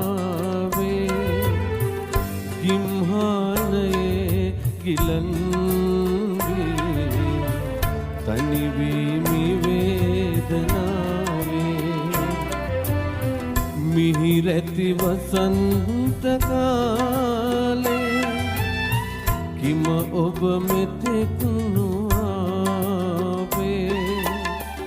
ගිම්හානයේ ගිලන්වී තනිවීමි වේදනාවේ මිහිරති වසන්ත කාලේ ටී ෂෙල්ටන් පෙරේරා කියන ඒ ගී ලකුණ වගේම තමයි ඒ නද ලකුණ හඳුනා ගන්න හොඳ ගීතයක්. හැබැයි මේකේ මේ ස්වර භාවිතය ගැන කතා කරද්දී දැන් ෂෙල්ටන් පෙරේරා කිව්වම ගොඩා යන්නෝ කිව්වහම ඔහුගේ ඒ ස්වරයේ විකාශය හරි අපූර්වයි. මේ ගී විශේෂත්වය කොහොමද මේ දෙකත් අතර සම්මිශ්‍රණය තුල ගත්තාම? මේ ගීතය ෂෙල්ටන් පෙරේරා මහත්මයාගේ දැන් ඔබ මතක් කරපු ඒ ගොඩා යන්නෝ ගීතයෙන් හාත්පස වෙනස් ගීතයක්. දැන් මේ තනිකර විප්‍රලම්භ ශෘංගාරය, ඒ කියන්නේ වෙන්වීම පිළිබඳ ඩිටැච්මන්ට්, වෙන්වීම පිළිබඳවයි මේ ගීතේ කියවෙන්නේ. ඉතින් ඒ සඳහා උචිත තනු රසයක් තමයි අපිට මතුවෙන්නේ. විශාරද ෂෙල්ටන් පෙරේරා මහතා එතුමා හින්දුස්ථානි රාගධාරී සංගීතය මැනවින් ප්‍රගුණ කළ අද අප අතර නැති දිවංගත සංගීතඥයෙක්. ඒ වගේම ඔබ මතු කරපු ගොඩා යන්නෝ වගේ ගීතයකින් අපිට පේනවා එතුමා කොච්චර ඉන්දියානු ප්‍රධාන සංගීත සම්ප්‍රදායකට, මහා සංගීත සම්ප්‍රදායට රාගධාරී සංගීතය හැදෑරුවා වගේම ඉන්දියාවේ ලෝක සංගීතය කියලා කියනවා. ඒකට තමයි අපි ලෝක සභා කියලා කියන්නේ පාර්ලිමේන්තුවට. එතකොට ජන සංගීතය කියන්නේ ලෝක සංගීත කියලා. එතකොට ජන සංගීතයේත් යම් ඔය බාවුල් බටියාලි වගේ, ඒ කියන්නේ බටහිර බෙන්ගාලේ උරු පදවන්න ගීත, මේ වගේ ගීත එතම හදාarලා යම් ප්‍රමාණයකට ඒ ඉන්දියානු ජන සංගීතයත් හදාarලා තියෙනවා කියන එක තමයි අපිට පැහැදිලිව පේන්නේ. මොකද ඒ ගායන විලාස වලින්. මොකද මා පෞද්ගලිකව දන්නා කාරණයක් තමයි ෂෙල්ටන් පෙරේරා මහත්මයා ඇතුළු ඒ පරපුරේ අය ඉන්දියාවේ ඒ ජීවත් වෙන කාලේදී ඒගොල්ලෝ හොඳට හින්දි භාෂාව හැසිරුවා. හසුරුවන වගේම ඒගොල්ලෝ ඒ රටේ ඉගෙන ගන්න අතරතුර ලක්නව් ප්‍රදේශයේ ඒ ස්වදේශික මිනිස්සු ගානට වැටලා ඔවුන් එක්ක එකට ජීවත් වෙමින් තමයි මේ අධ්‍යාපනය ලැබුවේ. ඉතින් ඒ නිසා ඒගොල්ලන්ට මේ ෂෙල්ටන් පෙරේරා මහත්මයා පමණක් නෙමෙයි, අපේ සනත් සර්ලා, ඔය පී.වී. නන්දසිරි සර්ලා ඒ කාලේට හැමෝම එහෙම තමයි. දැන් අපේ අද වර්තමාන සෞන්දර්ය කලා විශ්වවිද්‍යාලය ඒ කාලේ රජයේ කලා ආයතනයේ පිහිටවන්න මූල් වෙච්ච මහෝපාධ්‍යාය ගුරුදේවෝත්තම දිවංගත ආචාර්ය ලයනල් රිසිංහ මෙතුණුත් එහෙමයි. එතුමා ශාන්තිනිකේ එතන ඊට පස්සේ ලක්නව් ගිහිල්ලා ලංකාවට ආවේ. ඉතින් එතුමාගේ ජීවිතයේ එක්තරා පෞද්ගලික කාරණයක් සිදු වුණා නම් ඉන්දියාව සහ ලංකාව අතර දේශපාලන ඉතිහාසයත් ගොඩක් වෙනස් වෙන තත්ත්වයක් තිබුණා. ඒ වගේ හරි ගැඹීර චරිත. එහෙම ඉතිහාසයක් පෞරුෂයක් තියෙන මිනිස්සු අපිත් එක්ක හිටියා. ඒක එක දිගුවක් තමයි ෂෙල්ටන් පෙරේරා වැනි චරිත තුලින් පේන්නේ. ඒ කියන්නේ ලයනල් රිසිංහ මහත්මයාලා තබපු පියවරේ ඒ මහා පළ කරපු මහා වෘක්ෂයේ අතු ඉති තියෙනවා නම් ඒක එක විශාල අත්තක් තමයි මේ ෂෙල්ටන් පෙරේරා මහත්මයා කියලා කියන්නේ. ඔව් දැන් මේකේ වයලින් වාදනය වගේම තමයි තබ්ලා වාදනය මේ ගීතය තුල හරි ප්‍රබලව එනවා, දැනෙනවා. දැන් අර ෂෙල්ටන් පෙරේරා තබ්ලා වාදකෙක්. ඔව් ඒක ගැන තමයි මම යහන්නේ. ඒ තබ්ලා වාදනයේ ඒ හැකියාව තමන්ගේ කර ගැනීම තුලද ඒ හඬ එන්නේ. ගීතේට හැබැයි හානියක් නැහැ. නෑ. දැන් තබ්ලාව කියන්නේ ගායනයට හුඟක් වෙලාවට ප්‍රධාන සංගීත භාණ්ඩයක් වගේම හුඟක් වෙලාවට වැඩි වශයෙන් පාවිච්චි කරන්නේ සහාය සංගීත භාණ්ඩයකට. හැබැයි ඉතින් සහාය සංගීත භාණ්ඩයක් නෙමෙයි. ඒක ප්‍රධාන ඒකල වාදන ඉදිරිපත් කරන බොහොම ගැඹුරු ශිල්පයක් තියෙන සංගීත භාණ්ඩයක්. ඉතින් ඒ ගැඹුරු ශිල්පය එතුම හදාarලා තිනවා. හැබැයි ඉතින් ඒ ශිල්පය හදාarලා තිබ්බට සියලු දේවල් මේ ගීතය තුළ පාවිච්චි කරලා නැහැ. මෙහෙමනේ මේ මල්ලි ඕනම දෙයකදී කරන හැම කටයුත්තකදීම අපිට සංයමය කියලා දෙයක් තියෙනවා. විනයක් කියලා දෙයක් තියෙනවා. ඒතකොට සංගීතයේ විනය කර්ම ගොඩක් තියෙනවා එහෙම ගත්තාම. ඉතින් එතකොට සංගීතයේ සාක්ෂරතාව කියලා එකක් තියෙනවා. ස්වරය දැනගන්න. ඒ කියන්නේ ඒක ඉන්දියානු විදිහට කියන්නේ ස්වර මාතා ලය පිතා කියලා. ස්වරය අම්මා නම් ලය තාත්තා, ලය කියන ටෙම්පෝ එක තාත්තා. එහෙම තමයි සාමාන්‍යයෙන් හඳුන්වන්නේ. ඒක එක කාරණාවක්. අනිත් එක තමයි විනය කියලා ගත්තාම ඒ ශික්ෂාවක් තියෙනවා, ඩිසිප්ලින් එකක් තියෙනවා. ඒක ඇතුලේ හැදෙනවා සංගීතයේදී ව්‍යාකරණ. ඒ සංගීතයේ මූලික ව්‍යාකරණ ස්වර තාල කියන එක. ස්වරේ තියෙනකොට තාලේ තියෙනවා. ඒ ස්වරය තාලේ ඒ ශික්ෂණය දෙන්නේ කවුද? අම්මයි තාත්තයි. ඉතින් එතකොට ඒ විනය තමයි අපි පවත්ව ගන්න. සංගීතයේදී විනය කර්ම තීරණය වෙන්නේ තමුන්ගේ අර අපිට අහු වෙන්නේ නැති රූපාර්ථ මේ ඔළුවේ මවා ගන්න විදිහට. ඒ මනෝධර්ම ඒවට අපි කියන්නේ මනෝධර්ම.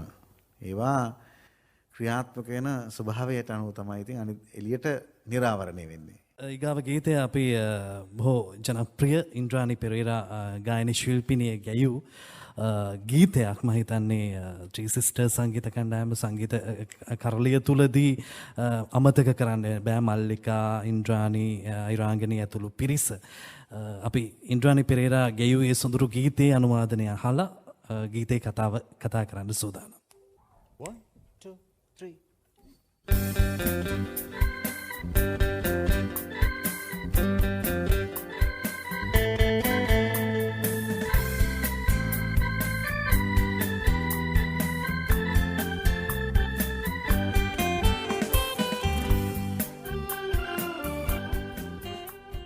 මේකේ බටහිර ඌරුව නිකන් වැඩියෙන් කතා කරන ලීඩ් ගිටාර විශේෂයෙන් සුදත්ගේ ඒ සහ මේ පිරිවර මේ සියලු දෙනාගේම මතුවීම මම හිතන්නේ මේ ගීතය තුළ බොහෝ සෙයින් කතා කරන්න පුළුවන් තැනක් මහාචාර්යතුමනි. දැන් සංගීතඥයන් විවිධ සංගීත සංයෝජන කරනවා සංගීත නිර්මාණකරණයේදී අර මම මුලින් කිව්වා වගේ තමුන්ගේ සංගීත අභ්‍යාසය භාවිත කරලා සංගීත සංයෝජනය කරනවා. දැන් මේ ගීතේ අපි ඇහුවේ ඒක තමයි. යම් බටහිර පැත්තට නැඹුරු වෙච්ච සංගීත සංයෝජන මේ ගීතේ අර ඔබ කිව්වා ගිටාරේ මතුවෙනවා. ඒත් එක්කම ඉන්ද්‍රාණී පෙරේරා ගායිකාවගේ හඬ එනකොට ඒ අර සංගීත සංයෝජනත් එක්ක මුස්ලිම් ඇගේ හඬත් එක්ක ඒක අපේ පැත්තට ඒක මෙහෙම කැරකිලා එනවා. දැන් ඉන්ද්‍රාණී පෙරේරා මහත්මියගේ මම අගය කරනම දේ තමයි එතුමිය ඔය ලංකාවේ කණ්ඩායම් සංගීත ඒ ප්‍රවණතාව දැන් සාමාන්‍යයෙන් අද කියන ඒ රැල්ල එනකොට එතුමිය තමුගේ සොයිරියන් දෙදෙනත් එක්ක ත්‍රී සිස්ටර්ස් කියන කණ්ඩායම් බිහි කරගත්තා. මට නම් මල්ලි ඉතින් ඇය කෙතරම් ඇයගේ තාම මනෝරම්‍ය ගීත තියුණා මේ ගීතයත් එක ගීතයක්. හැබැයි ඔක්කොටම වැඩිය මම නම් තාම ප්‍රිය කරන ගීතය තමයි වන දෙවිලුවේ තුරුලේ කියන ගීතය. ඒක තමයි එතුමියගේ හොඳම ගීතය. ඉන්ද්‍රාණී පෙරේරා මහත්මියගේ හොඳම ගායනයක් ශ්‍රවණය වෙන එතුමිය ගායනා කරු මුල් තැටිගත කිරීමේ LP රෙකෝඩ් එකකට ගායනා කළේ 42 RPM මම හිතන්නේ ගායනා කළේ මුලින්ම 78 නෙමෙයි 42 එකට ගායනා කළේ. ඒක තමයි හරිම හඬ තියෙනවා. ඒක ඉතින් භද්‍ර යවුවනේ තුමි ඉන්න කාලේ. හරි. අපි කෙමෙන් අද දවසේදී Melody of Rhythm මේ වැඩසටහනේ සමාප්තිය කරා යන්නේ. අද මේ සියලු දේ මේ Melody of Rhythm සම්පූර්ණ අයිතිය අපේ වාද්‍ය වෘන්දය සතුයි. මේ සියලු නිදර්ශන සපයමින් මේ සියල්ල ඉෂ්ට සිද්ධ කරන්නේ මේ වාද්‍ය වෘන්දයේ ඒ සුහුරු හැකියාව අපූර්වට ඔවුන් මේ වේදිකාව තුළ මැවූ නිසා අපේ වාද්‍ය වෘන්දය අපි මතක් කරනවා. ඔක්ටෝපෑඩ් වාදනයේ සිසිර ධර්මරත්න, තබ්ලා වාදනයේ ලසන්ත සංජීව, බොංගෝ වාදනයේ Nelson Samarathunga, rhythm guitar Dinesh Hewage, lead ගිටාරය සුදත් දිල්රුක්ෂ, බේස් ගිටාරය ප්‍රසාද් සිල්වා, කීබෝඩ් වාදනය හසන්ත ජයලාල් සමග චාමර හපන්ගම, සිතාර් වාදනය නිහාල් පෙරේරා, වයලින් වාදනය අසීල වන්‍යාරච්චි, බටනලාව චරිත් මනුරත්න මේ පිරිවර බොහොම අපූර්වට අදියුරුකම් කරමින් ලස්සන හැඩතල Melody of Rhythm තුළට කැටිකල සංගීත මෙහෙයවීම විශාරද සිදත් සෝමසුන්දර ඔබටත් ස්තුතියි මේ පිරිවරත් සමග මේ සොඳුරු කර්තව්‍යයට අපිත් සමග එකතු වුණාට. අද මෙදිරි සහාය ප්‍රදීප් පුෂ්පකුමාර, හේමචන්ද්‍රසිරි, එවැගේම නාද සංකලනයේ අපූර්වට මේ සියල්ල ඔබේ කනට කර්ණ රසායන විදිහට සමීප කළ ආනන්ද පද්මසිරි ඔබටත් සුවිශේෂ ස්තුතිය. මේ සුවිශේෂී වැඩසටහන අද දවසේදී තිළිඳ කරන්නට Melody of Rhythms අපිට උපදේශ ශ්‍රී ලංකා ගුවන් විදුලි සංස්ථාවේ ගරු සභාපති විශාරද ජගත් වික්‍රමසිංහ මහතා, එවැගේම අධ්‍යක්ෂ ජෙනරාල් චන්ද්‍රපාල ලියනගේ මහතා, නියෝජ්‍ය අධ්‍යක්ෂ ජෙනරාල් වැඩසටහන් මයුර අබේසිංහ මහත්මියටත් සුවිශේෂී ස්තුතියක් පිරිනමනවා. විධායක නිෂ්පාදනය City FM නියෝජ්‍ය අධ්‍යක්ෂ අරුණ ප්‍රියන්ත දිරිසිංහ මහත්මයා, අධීක්ෂණය City FM සහකාර අධ්‍යක්ෂ අනෝෂා ජීවන්ති තලගල ස්තුතියි. අද දවසේ මේ සියල්ල බොහොම අපූර්වට සංවිධානය කරමින් මේ සියලු දෙනා සම්බන්ධීකරණ කටයුතු කර නිෂ්පාදනය සේනානි වික්‍රමසිංහ, එවැගේම අද දවසේදී මේ වැඩසටහන ඔබට තිළිඳ කරමම අමිල ලයාන් ඉදිරිමාන්න. අද මේ සියලු දේ බොහොම රස ජනනය වන ආකාරයට අපිට එකතු කළ සෞන්දර්ය කලා විශ්වවිද්‍යාලයේ සංගීත පීඨයේ මහාචාර්ය කෝලිත භානු දිසානායක මහත්මයාණෙනි ස්තුතියි. තවත් බොහෝ නිර්මාණයන් රස භාව සහිතව අපිට එකතු කරන්න ශක්තිය ධෛර්යය වාසනාවම ලැබෙන්න කියලා අපි ප්‍රාර්ථනා කරනවා. ඒ වගේම මේ ගැයුම් රහට නිදර්ශන ගායනා සමග එකතු කළ ජාතික ගුවන් විදුලිය ශ්‍රී ලංකා ගුවන් විදුලි සංස්ථාවේ සරල ගී ගායන ශිල්පී දෙපළක් අපිත් එක්ක මේ සොඳුරු සොයාමය තුළ එකතු වුණා. ස්තුතියි හේමන්ත හපුආරච්චි ඔබටත්, දේවිකා චතුරානි ඔබටත් මේ සෞන්දර්ය ගමන තුළ දිගු ගමන් යන්න ශක්තිය ධෛර්ය වාසනාවම ලැබෙන්න කියලා අපි ප්‍රාර්ථනා කරනවා. එහෙමනම් ලබන සෙනසුරාදාත් අපි සූදානම් ස්වර සංයෝජනයේ රිද්මීය මාත්‍රාව Melody of Rhythm සමග ඔබත් සමග එකතු වෙන්න.